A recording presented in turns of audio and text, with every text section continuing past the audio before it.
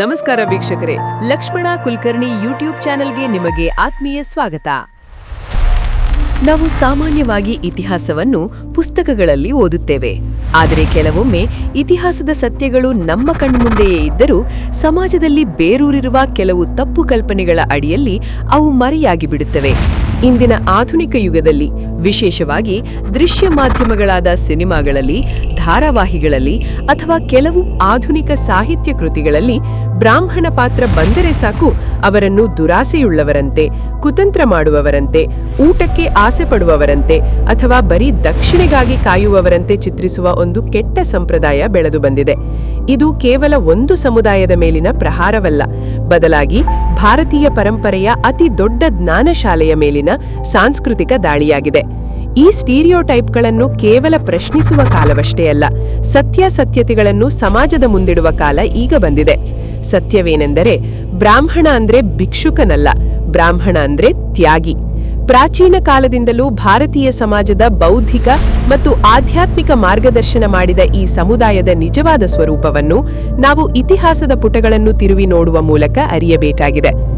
ಬ್ರಾಹ್ಮಣ್ಯದ ನಿಜವಾದ ಅರ್ಥವನ್ನು ಅರ್ಥ ಮಾಡಿಕೊಳ್ಳಲು ದ್ವಾಪರ ಯುಗದ ಸುಧಾಮನ ಅಂದರೆ ಕುಚೇಲನ ಉದಾಹರಣೆಯೇ ಅತ್ಯುತ್ತಮವಾಗಿದೆ. ದ್ವಾರಕೆಯ ರಾಜ ತ್ರಿಲೋಕಾಧಿಪತಿ ಶ್ರೀಕೃಷ್ಣನೇ ಸುಧಾಮನ ಬಾಲ್ಯದ ಸ್ನೇಹಿತನಾಗಿದ್ದ. ತನ್ನ ಮನೆಯಲ್ಲಿ ಬಡತನ ತಾಂಡವವಾಡುತ್ತಿದ್ದರೂ, ಹೆಂಡತಿ ಮಕ್ಕಳು ಹಸಿವಿನಿಂದ ಬಳಲುತ್ತಿದ್ದರೂ ಸುಧಾಮ ಎಂದೂ ತನ್ನ ಸ್ನೇಹಿತನ ಬಳಿ ಸಂಪತ್ತನ್ನು ಬೇಡಲು ಹೋಗಲಿಲ್ಲ. ಕೃಷ್ಣನ ಬಳಿ ಹೋದಾಗಲೂ ಆತ ಕೇಳಿದ್ದು ಕೇವಲ ಭಕ್ತಿ, ಪ್ರೀತಿ ಮತ್ತು ಮೋಕ್ಷವನ್ನು ಮಾತ್ರ. ಬ್ರಾಹ್ಮಣನಿಗೆ ಭೌತಿಕ ಸಂಪತ್ತಿಗಿಂತ ಆಧ್ಯಾತ್ಮಿಕ ಸಂಪತ್ತೇ ಮಿಗಿಲು ಎಂಬುದಕ್ಕೆ ಇದಕ್ಕಿಂತ ದೊಡ್ಡ ಉದಾಹರಣೆ ಬೇಕಿಲ್ಲ. ಇದೇ ರೀತಿ ದಧೀಚಿ ಮಹಾಮುನಿಯ ಕಥೆಯನ್ನು ನಾವು ಸ್ಮರಿಸಬಹುದು. ವೃತ್ರಾಸುರನೆಂಬ ರಾಕ್ಷಸನ ವಧೆಗಾಗಿ ದೇವತೆಗಳಿಗೆ ಪ್ರಬಲವಾದ ಅಸ್ತ್ರದ ಅಗತ್ಯವಿದ್ದಾಗ ತ್ಯಾಗಮಯಿ ದಧೀಚಿ ಮುನಿಯು ತನ್ನ ಸ್ವಂತ ದೇಹವನ್ನೇ ತ್ಯಾಗ ಮಾಡಿ ತನ್ನ ಬೆನ್ನುಮೂಳೆಯಿಂದ ವಜ್ರಾಯುಧವನ್ನು ನಿರ್ಮಿಸಲು ಅವಕಾಶ ಮಾಡಿಕೊಟ್ಟರು. ಲೋಕ ಕಲ್ಯಾಣಕ್ಕಾಗಿ ತನ್ನ ಪ್ರಾಣವನ್ನೇ ಹಸನ್ಮುಖಿಯಾಗಿ ನೀಡಿದ ಇಂತಹ ಋಷಿಮುನಿಗಳ ಪರಂಪರೆ ಬ್ರಾಹ್ಮಣರದ್ದು. ಇನ್ನು ನಮ್ಮ ಪ್ರಾಚೀನ ವೇದಕಾಲದ ಇತಿಹಾಸವನ್ನು ಒಮ್ಮೆ ಮೆಲು ಹಾಕಿದರೆ ಬ್ರಾಹ್ಮಣರ ನಿಜವಾದ ಸ್ವರೂಪ ಅರ್ಥವಾಗುತ್ತದೆ. ಆ ಕಾಲದಲ್ಲಿ ಯಾವುದೇ ಮುದ್ರಣ ಯಂತ್ರಗಳಿರಲಿಲ್ಲ, ಬರೆಯಲು ಕಾಗದಗಳಿರಲಿಲ್ಲ. ಸಾವಿರಾರು ವರ್ಷಗಳ ಜ್ಞಾನ ಭಂಡಾರವಾದ ವೇದ, ಉಪನಿಷತ್ತುಗಳನ್ನು, ವಿಜ್ಞಾನ, ಖಗೋಳಶಾಸ್ತ್ರ ಮತ್ತು ಗಣಿತವನ್ನು ಕೇವಲ ತಮ್ಮ ನೆನಪಿನ ಶಕ್ತಿಯಿಂದ ಬಾಯಿಂದ ಬಾಯಿಗೆ ಕಂಠಪಾಠ ಮಾಡಿ ಮುಂದಿನ ಪೀಳಿಗೆಗೆ ಕೊಂಡೊಯ್ದ ಕೀರ್ತಿ ಈ ಬ್ರಾಹ್ಮಣರಿಗೆ ಸಲ್ಲುತ್ತದೆ. ಅಂದಿನ ಬ್ರಾಹ್ಮಣರು ಅರಮನೆಗಳಲ್ಲಿ ವಾಸಿಸುತ್ತಿರಲಿಲ್ಲ. ದಟ್ಟವಾದ ಕಾಡುಗಳಲ್ಲಿ, ಗುರುಕುಲಗಳಲ್ಲಿ ಕೇವಲ ಹಣ್ಣು ಹಂಪಲುಗಳನ್ನು ತಿನ್ನುತ್ತಾ ಯಾವುದೇ ಶುಲ್ಕವಿಲ್ಲದೆ ಉಚಿತವಾಗಿ ವಿದ್ಯಾದಾನ ಮಾಡುತ್ತಿದ್ದರು. ಸರಳ ಜೀವನ, ಉನ್ನತ ಚಿಂತನೆ ಅವರ ಮೂಲ ಮಂತ್ರವಾಗಿತ್ತು. ಅವರು ಮಾಡುತ್ತಿದ್ದ ಯಜ್ಞ ಯಾಗಾದಿಗಳು ವೈಯಕ್ತಿಕ ಲಾಭಕ್ಕಾಗಿರಲಿಲ್ಲ, ಬದಲಾಗಿ ಪ್ರಕೃತಿಯ ಸಮತೋಲನ ಕಾಯ್ದುಕೊಳ್ಳಲು, ಸರಿಯಾಗಿ ಮಳೆಯಾಗಿ ರೈತರು ಸುಭಿಕ್ಷವಾಗಿರಲಿ ಎಂಬ ಲೋಕ ಕಲ್ಯಾಣದ ಉದ್ದೇಶದಿಂದ ಕೂಡಿತ್ತು. ವೇದಕಾಲದಿಂದ ವೇದೋತ್ತರ ಕಾಲದ ಇತಿಹಾಸದ ಕಡೆ ಗಮನ ಹರಿಸೋಣ. ಭಾರತವು ವಿದೇಶಿ ಆಕ್ರಮಣಿಕಾರರ ಹಾವಳಿಗೆ ತುತ್ತಾಗುತ್ತಿದ್ದ ಕಾಲದಲ್ಲಿ ಅಖಂಡ ಭಾರತದ ದೃಢವಾದ ಕನಸು ಕಂಡವರು ಆಚಾರ್ಯ ಚಾಣಕ್ಯರು. ನಂದರ ಅಹಂಕಾರವನ್ನು ಮುರಿದು ಒಬ್ಬ ಸಾಮಾನ್ಯ ಅನಾಥ ಹುಡುಗ ಚಂದ್ರಗುಪ್ತನನ್ನು ಗುರುತಿಸಿ ಆತನಿಗೆ ಸಕಲ ವಿದ್ಯೆಗಳನ್ನು ಧಾರೆ ಎರೆದು ಮೌರ್ಯ ಸಾಮ್ರಾಜ್ಯದ ಚಕ್ರವರ್ತಿಯನ್ನಾಗಿ ಮಾಡಿದರು. ಒಮ್ಮೆ ಯೋಚಿಸಿ, ಅಂದು ಚಾಣಕ್ಯರು ಮನಸ್ಸು ಮಾಡಿದ್ದರೆ ತಾವೇ ರಾಜರಾಗಬಹುದಿತ್ತು ಅಥವಾ ಸಾಮ್ರಾಜ್ಯದ ಅತಿದೊಡ್ಡ ಅರಮನೆಯಲ್ಲಿ ಸಕಲ ಭೋಗಗಳೊಂದಿಗೆ ಜೀವಿಸಬಹುದಿತ್ತು. ಆದರೆ ಅಧಿಕಾರದ ಕಿಂಚಿತ್ತೂ ಆಸೆ ಪಡದೆ ಒಬ್ಬ ಸಮರ್ಥ ನಾಯಕನನ್ನು ಸೃಷ್ಟಿಸಿ ತಾನು ಮಾತ್ರ ಊರ ಹೊರಗಿನ ಒಂದು ಸಣ್ಣ ಗುಡಿಸಲಿನಲ್ಲಿ ಒಣ ಹುಲ್ಲಿನ ಮೇಲೆ ಮಲಗುತ್ತಾ ಕೇವಲ ಬೋಧನೆ ಮತ್ತು ಮಾರ್ಗದರ್ಶನದಲ್ಲಿ ತೊಡಗಿದ್ದ ಆ ನಿಸ್ವಾರ್ಥ ಮನೋಭಾವವೇ ನಿಜವಾದ ಬ್ರಾಹ್ಮಣ್ಯ. ಜ್ಞಾನವನ್ನು ಮಾರಿಕೊಳ್ಳದೆ ಅದನ್ನು ರಾಷ್ಟ್ರ ನಿರ್ಮಾಣಕ್ಕೆ ಬಳಸಿದ ತ್ಯಾಗಿ ಅವರು. ಬ್ರಾಹ್ಮಣರು ಕೇವಲ ಮಂತ್ರಪಠನೆಗೆ ಮಾತ್ರ ಸೀಮಿತರಾಗಿದ್ದವರಲ್ಲ. ಭಾರತದ ಅಸ್ಮಿತೆಗೆ ಧಕ್ಕೆಯಾದಾಗ ದೇಶಪ್ರೇಮದ ಕಿಚ್ಚು ಹೊತ್ತಿಸಿ ಶಸ್ತ್ರ ಹಿಡಿದು ನಿಂತವರು ಅವರೇ. ಭಾರತದ ಸ್ವಾತಂತ್ರ್ಯ ಸಂಗ್ರಾಮದ ವಿಷಯಕ್ಕೆ ಬಂದರೆ, ಬ್ರಿಟಿಷರ ವಿರುದ್ಧದ 1857ರ ಪ್ರಥಮ ಸ್ವಾತಂತ್ರ್ಯ ಸಂಗ್ರಾಮದಲ್ಲಿ ಗುಂಡಿಗೆ ಎದೆಯೊಡ್ಡು ಮೊದಲ ಬಲಿದಾನ ನೀಡಿದ ಕ್ರಾಂತಿಕಾರಿ ಮಂಗಲ್ ಪಾಂಡೆ ಯಾರು?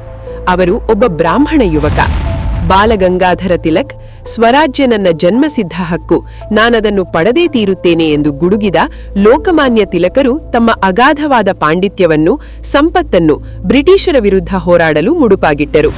ಚಂದ್ರಶೇಖರ ಆಜಾದ್, ಬ್ರಿಟಿಷರ ಕೈಗೆ ಎಂದಿಗೂ ಜೀವಂತವಾಗಿ ಸಿಕ್ಕಿ ಬೀಳುವುದಿಲ್ಲ ಎಂದು ಶಪಥ ಮಾಡಿ ಕೊನೆಯ ಗುಂಡನ್ನು ತಮಗೆ ಹಾರಿಸಿಕೊಂಡು ವೀರಮರಣವನ್ನಪ್ಪಿದ ಅಪ್ರತಿಮ ವೀರ ಚಂದ್ರಶೇಖರ್ ತಿವಾರಿ ಆಜಾದ್. ರಾಣಿ ಲಕ್ಷ್ಮೀಬಾಯಿ ಬ್ರಿಟಿಷ್ ಸಾಮ್ರಾಜ್ಯದ ವಿರುದ್ಧ ಕತ್ತಿ ಹಿಡಿದು ರಣರಂಗದಲ್ಲಿ ಹೋರಾಡಿದ ಝಾನ್ಸಿಯ ರಾಣಿ ಲಕ್ಷ್ಮೀಬಾಯಿ ಮತ್ತು ತಾತ್ಯಾ ಟೋಪೆ ಕೂಡ ಬ್ರಾಹ್ಮಣರು. ವೀರ ಸಾವರ್ಕರ್ ಅಂಡಮಾನ್ ಜೈಲಿನಲ್ಲಿ ಅಮಾನವೀಯ ಚಿತ್ರಹಿಂಸೆಗಳನ್ನು ಅನುಭವಿಸುತ್ತಿದ್ದರೂ ದೇಶದ ಸ್ವಾತಂತ್ರ್ಯದ ಕಿಚ್ಚನ್ನು ಆರಿಸಿಕೊಳ್ಳದ ವಿನಾಯಕ ದಾಮೋದರ ಸಾವರ್ಕರ್ ಕೂಡ ಬ್ರಾಹ್ಮಣರು. ಹೀಗೆ ಪಟ್ಟಿ ಮಾಡುತ್ತಾ ಹೋದರೆ ಭಾರತದ ಸ್ವಾತಂತ್ರ್ಯಕ್ಕಾಗಿ, ಧರ್ಮದ ರಕ್ಷಣೆಗಾಗಿ ತಮ್ಮ ಸರ್ವಸ್ವವನ್ನು ತ್ಯಾಗ ಮಾಡಿ ನೇಣುಗಂಬಕ್ಕೇರಿದ ಪ್ರಾಣ ಕೊಟ್ಟವರಲ್ಲಿ ಬ್ರಾಹ್ಮಣರ ಹೆಸರುಗಳು ಮುಂಚೂಣಿಯಲ್ಲಿ ನಿಲ್ಲುತ್ತವೆ.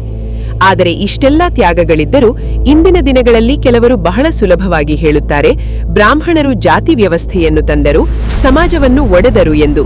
ಇದಕ್ಕೆ ಉತ್ತರ ಬಹಳ ಸ್ಪಷ್ಟವಾಗಿದೆ. ಭಾರತೀಯ ಸನಾತನ ಧರ್ಮದಲ್ಲಿ ವರ್ಣ ವ್ಯವಸ್ಥೆ ಅನ್ನೋದು ಹುಟ್ಟಿನಿಂದ ಬಂದಿದ್ದಲ್ಲ, ಅದು ಕರ್ಮದಿಂದ, ಅಂದರೆ ನಾವು ಮಾಡುವ ಕೆಲಸ ಮತ್ತು ಗುಣದಿಂದ ಬಂದಿದ್ದು. ಶ್ರೀಕೃಷ್ಣನೇ ಭಗವದ್ಗೀತೆಯಲ್ಲಿ ಚಾತುರ್ವರ್ಣ್ಯಂ ಮಯಾ ಸೃಷ್ಟಂ ಗುಣಕರ್ಮ ವಿಭಾಗಶಃ, ಅಂದರೆ ಗುಣ ಮತ್ತು ಕರ್ಮಗಳ ಆಧಾರದ ಮೇಲೆ ನಾನು 4 ವರ್ಣಗಳನ್ನು ಸೃಷ್ಟಿಸಿದೆ ಎಂದು ಸ್ಪಷ್ಟವಾಗಿ ಹೇಳಿದ್ದಾನೆ. ಮನುಸ್ಮೃತಿ ಬರೆದ ಮನು ಒಬ್ಬ ಕ್ಷತ್ರಿಯ ರಾಜನಾಗಿದ್ದನೇ ಹೊರತು ಆತ ಬ್ರಾಹ್ಮಣನಲ್ಲ. ಪ್ರಾಚೀನ ಕಾಲದಲ್ಲಿ ಯಾರಿಗೆ ಜ್ಞಾನಾರ್ಜನೆ ಮತ್ತು ಬೋಧನೆಯಲ್ಲಿ ಆಸಕ್ತಿ ಇತ್ತೋ ಅವರು ಬ್ರಾಹ್ಮಣರಾಗುತ್ತಿದ್ದರು. ಉದಾಹರಣೆಗೆ, ಹುಟ್ಟಿನಿಂದ ಕ್ಷತ್ರಿಯರಾಗಿದ್ದ ವಿಶ್ವಾಮಿತ್ರರು ತಮ್ಮ ತಪಸ್ಸಿನ ಬಲದಿಂದ ಬ್ರಹ್ಮರ್ಷಿಯಾದರು. ದರೋಡೆಕಾರನಾಗಿದ್ದ ರತ್ನಾಕರ ಜ್ಞಾನೋದಯ ಪಡೆದು ಮಹರ್ಷಿ ವಾಲ್ಮೀಕಿಯಾದರು. ನಮ್ಮ ಪುರಾಣಗಳು ಸ್ಪಷ್ಟವಾಗಿ ಹೇಳುವಂತೆ ಯಾರು ಜ್ಞಾನ, ತ್ಯಾಗ ಮತ್ತು ಕರುಣೆಯ ಹಾದಿಯಲ್ಲಿ ನಡೆಯುತ್ತಾರೋ ಅವರೇ ನಿಜವಾದ ಬ್ರಾಹ್ಮಣರು. ಕಾಲಕ್ರಮೇಣ ಸಮಾಜದ ಬದಲಾವಣೆಗಳ ಜೊತೆಗೆ ಇದು ಜನ್ಮ ಆಧಾರಿತ ಜಾತಿ ಪದ್ಧತಿಯಾಗಿ ಮಾರ್ಪಟ್ಟಿದೆ ಹೊರತು ಇದಕ್ಕೆ ಕೇವಲ ಒಂದು ಸಮುದಾಯವನ್ನು ದೂಷಿಸುವುದು ಇತಿಹಾಸಕ್ಕೆ ಅಪಚಾರವಾಗಿದೆ. ಮತ್ತೊಂದು ಅತ್ಯಂತ ಪ್ರಮುಖವಾದ ಮತ್ತು ಹೃದಯಸ್ಪರ್ಶಿ ವಿಚಾರವೆಂದರೆ, ಪ್ರಪಂಚದ ಬೇರೆ ಹಲವು ಧರ್ಮಗಳು ಮತ್ತು ಸಮುದಾಯಗಳು ಕೇವಲ ತಮ್ಮವರ ಒಳಿತನ್ನು, ತಮ್ಮ ದೇವರನ್ನು ನಂಬುವವರ ಉದ್ಧಾರವನ್ನು ಮಾತ್ರ ಬಯಸುತ್ತವೆ. ಆದರೆ ಸನಾತನ ಧರ್ಮ ಮತ್ತು ಅದನ್ನು ಶತಮಾನಗಳಿಂದ ಉಳಿಸಿಕೊಂಡು ಬಂದ ಬ್ರಾಹ್ಮಣರು ಮಾತ್ರ ಪ್ರತಿದಿನ ತ್ರಿಕಾಲ ಸಂಧ್ಯಾ ವಂದನೆಯಲ್ಲಿ ಮತ್ತು ದೇವಸ್ಥಾನಗಳಲ್ಲಿ ಪ್ರಾರ್ಥಿಸುವುದು ಹೀಗೆ: ಸರ್ವೇ ಭವಂತು ಸುಖಿನಃ, ಸರ್ವೇ ಸಂತು ನಿರಾಮಯಾಃ, ಸರ್ವೇ ಭದ್ರಾಣಿ ಪಶ್ಯಂತು, ಮಾ ಕಶ್ಚಿತ್ ದುಃಖಭಾಗ್ ಭವೇತ್. ಇದರ ಅರ್ಥ, ಎಲ್ಲರೂ ಸುಖವಾಗಿರಲಿ, ಎಲ್ಲರೂ ರೋಗಮುಕ್ತರಾಗಿರಲಿ, ಎಲ್ಲರೂ ಮಂಗಳಕರವಾದುದನ್ನೇ ನೋಡುವಂತಾಗಲಿ, ಯಾರಿಗೂ ದುಃಖ ಬಾರದಿರಲಿ. ಇದು ಎಂತಹ ಉದಾತ್ತವಾದ ಚಿಂತನೆ! ಇಲ್ಲಿ ಕೇವಲ ತಮ್ಮ ಜಾತಿಯವರಲ್ಲ, ಕೇವಲ ಮನುಷ್ಯರಲ್ಲ, ಬದಲಾಗಿ ಇರುವೆ ಇರಲಿ, ಆನೆ ಇರಲಿ, ಗಿಡಮರಗಳಿರಲಿ, ಪ್ರಪಂಚದ ಸಕಲ ಜೀವಿಗಳು ಸುಖವಾಗಿರಲಿ ಎಂದು ದಿನನಿತ್ಯ ಭಗವಂತನಲ್ಲಿ ಬೇಡುವ ಏಕೈಕ ಪರಂಪರೆ ಇದು.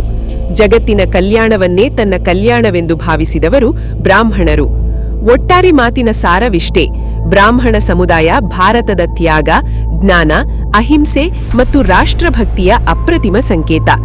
ಕೇವಲ ಹೊಟ್ಟೆಪಾಡಿಗಾಗಿ ಬದುಕದೆ ಭವಿಷ್ಯದ ಪೀಳಿಗೆಗಾಗಿ ವೇದ, ಉಪನಿಷತ್ತುಗಳು, ಗಣಿತ, ಖಗೋಳಶಾಸ್ತ್ರ ಮತ್ತು ಆಯುರ್ವೇದ ಮುಂತಾದ ಜ್ಞಾನ ಭಂಡಾರವನ್ನು ಬಾಯಿಂದ ಬಾಯಿಗೆ ಕಂಠಪಾಠದ ಮೂಲಕ ಉಳಿಸಿ ಬೆಳೆಸಿದ ಕೀರ್ತಿ ಈ ಸಮುದಾಯಕ್ಕೆ ಸಲ್ಲುತ್ತದೆ.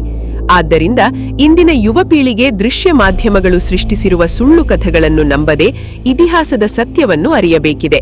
ಈ ಜ್ಞಾನ ಮತ್ತು ತ್ಯಾಗದ ಪರಂಪರೆಯನ್ನು ನಾವೆಲ್ಲರೂ ಗೌರವಿಸೋಣ.